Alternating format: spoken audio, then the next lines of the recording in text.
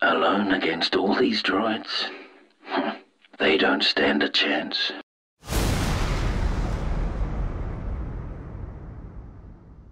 Jango Fett on the job. Hey guys, I'm Jango Fett, hunting down games, comics, TV shows, movies, and more, continuing my Tales of the Jedi review series with Book 2, The Freedon Nadd Uprising. And if you haven't seen my review of Book 1, Knights of the Old Republic, please check it out. A link will be in the description down below. So let's discuss the story.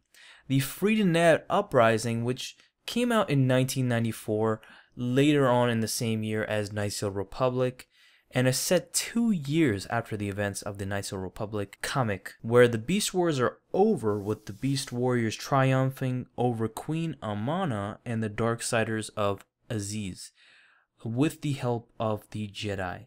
But peace has not settled just yet.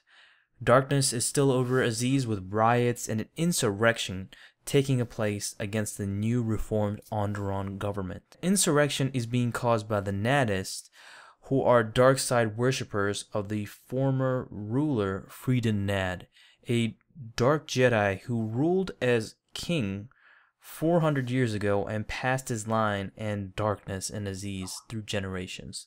And I also want to mention that the Naddists remind me of the Sons of Harpy from Game of Thrones. They remind me of them because they didn't want to give up their power, in that city and refused to change. So they're very resistant to new powers coming in and taking over.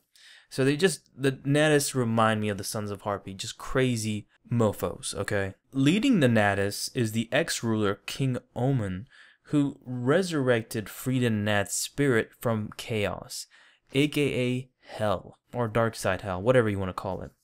Freedon Nadd would become very instrumental in the next coming chapters. So that's all I'll just say for now. So characters. The Jedi and Republic are forced to fight the Naddists, and joining the members from the Beast Wars are Uli Keldromo, Kay Keldromo, and Toth Donata, as well as Master Arkajeth. And also new additions, including Nomi Sunrider and Os William. All of these members are now Jedi Knights. So I wish there was more backstory into this, but they're now all Jedi Knights, and after 2 years, after becoming like Padawans in the former chapter of Knights of the Republic, or I would think they're Knights or Padawans, I don't even know, there's not even reference to it. I wish there was more explanation upon that. But anyway, they're Jedi Knights now. Both Nomi and Os are adept Jedi and have become adept in combat. Very well-trained Jedi in combat. And since it's only 2 issues, which is nothing for a paperback volume, there is not a clear character to me that stands out in this volume, and there's not enough character development. Oh, and I want to mention one character in particular really quickly, Kay Keldromo, and with the funniest theme that goes along with him in this series. And if you remember from the previous volume, Coder, he gets his arm cut off and screams, "Ulik, help!" which is horrific to see. And he ends up inserting a new robotic arm and installing it himself, which is freaking insane. And the first time you see it, that's just freaking crazy. But yeah, I said the first time. So then in this volume, the Freedon Nadd Uprising, he gets his arm chopped off again. It's the robot arm this time, but twice he gets his arm chopped off. And I'll just say, it won't be his last throughout the series. I just wanted to mention these funny moments with Kay Keldromo.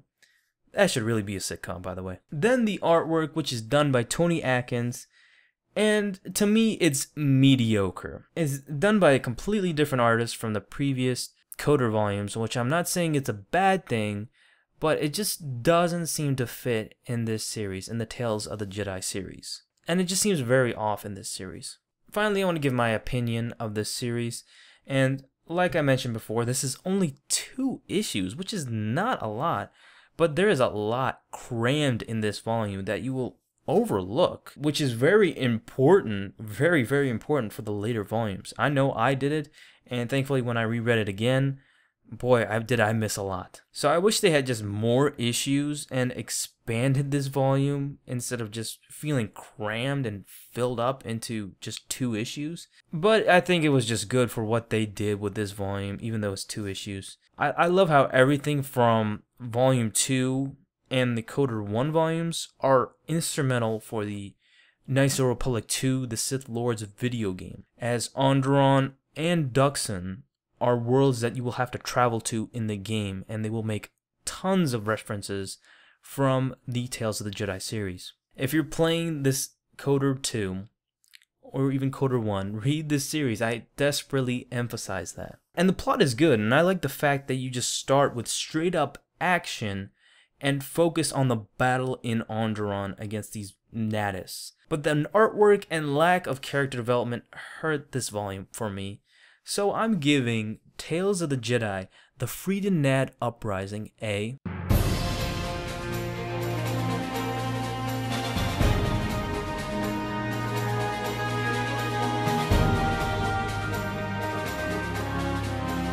And I think it's a very well-deserved rating for this volume, and it's a short yet enjoyable Tales of the Jedi story with a decent setup for the Dark Lords of the Sith volume.